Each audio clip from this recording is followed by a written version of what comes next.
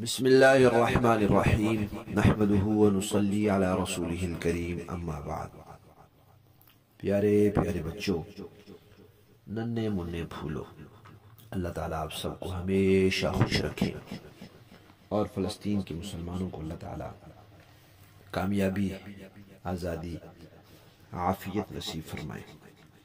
الاحسان academy والے چچا کی طرف سے السلام علیکم ورحمۃ اللہ وبرکاتہ۔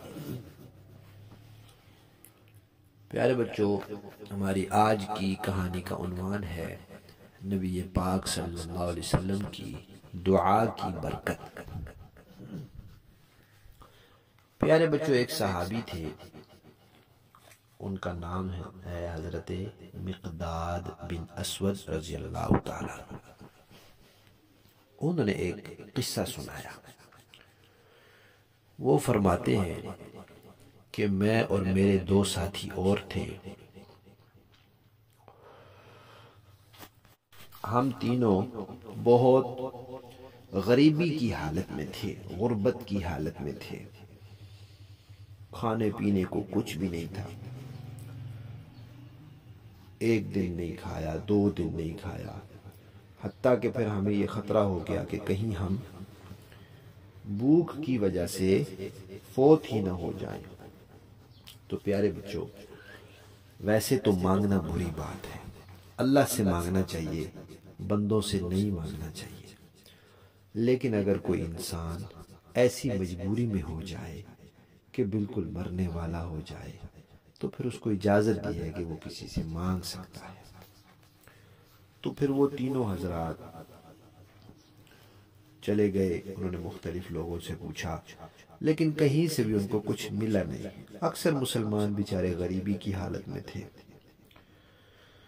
پھر وہ نبی پاک صلی اللہ علیہ وسلم کے پاس پہنچ گئے اور ان کو اپنی حالت کیفیت بتلائی کہ اس طرح بھوک کی وجہ سے سخت پریشان ہے، کھانے پینے کو کچھ بھی نہیں ہے۔ نبی پاک صلی اللہ علیہ وسلم اپنے ساتھ ان کو لے گئے اور کہا کہ آپ یہاں رہیں۔ وہاں نبی پاک صلی اللہ علیہ وسلم کے پاس 3 بکریاں تھیں۔ اب ظاہر بات ہے، بکریوں کو بھی مناسب سا کھانے کو ملتا تھا، زیادہ خوراک ان کو بھی نہیں ملتی تھی، تو تھوڑا سا دودھ ہوتا تھا تینوں بکریوں کا۔ نبی پاک صلی اللہ علیہ وسلم اور ان کے گھر والے سارے وہ انہی 3 بکریوں کا دودھ پیتے تھے، اور ان کے پاس بھی کچھ کھانے کے لیے ان دنوں میں نہیں تھا، صرف وہ دودھ پی لیتے تھے بس۔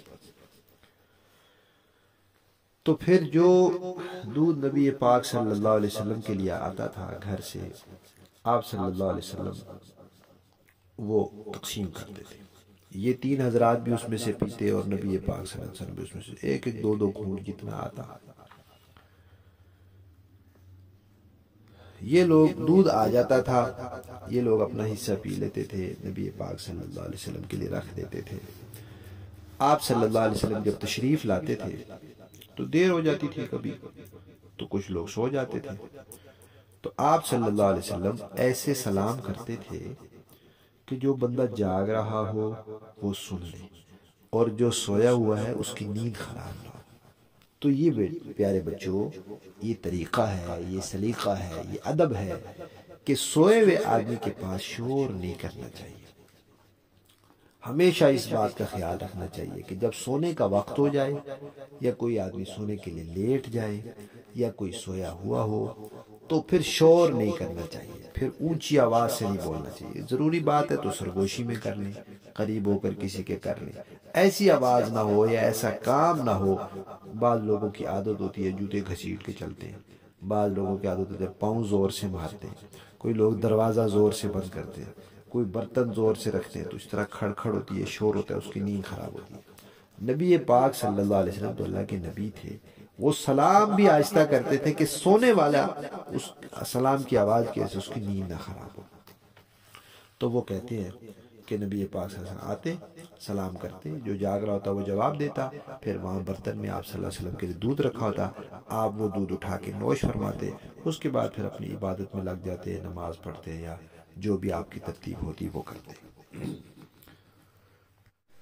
تو حضرت مقداد فرماتے ہیں کہ ایک دن ایسے ہوا کہ دودھ ہم نے پی لیا اور نبی پاک صلی اللہ علیہ وسلم کے لیے نہیں بچ سکا۔ اب میں بڑا پریشان ہوا کہ یہ کیا ہوا، نبی پاک صلی اللہ علیہ وسلم کے لیے تو بچا ہی نہیں، اب آپ تشریف لائیں گے تو آپ کو بھوک لگی ہوگی۔ تو کہتے ہیں میں پریشان ہو گیا۔ پھر کیا ہوا، پھر انشاءاللہ ہم اس کہانی کے دوسرے حصے میں سنیں گے۔ ہماری کہانی نبی پاک صلی اللہ علیہ وسلم کی دعا کی برکت کا پہلا حصہ ختم۔